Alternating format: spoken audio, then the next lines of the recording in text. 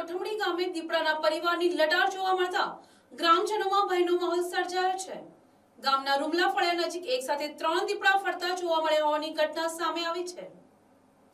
મળતી માહિતી મુજબ કોઠમડી ગામ તરફ જઈ રહેલા એક કાર ચાલકે રસ્તા નજીક દીપડાના પરિવારને લટાર મારતા જોયા હતા। કાર ચાલકે તરત જ આ દ્રશ્ય પોતાના મોબાઈલ કેમેરામાં કેદ કરી લીધા હતા।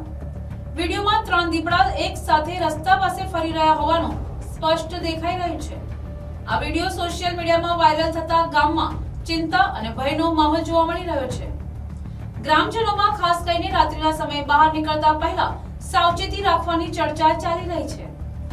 સ્થાનિકોના જણાવ્યા મુજબ આસપાસના વિસ્તારોમાં અગાઉ પણ દીપડાના દેખાવાની ઘટનાઓ સામે આવી ચૂકી છે, જેના કારણે લોકોમાં ભય વ્યાપ્યો છે અને વન વિભાગ દ્વારા યોગ્ય પગલાં લેવાય તેવી માંગ ઉઠી રહી છે।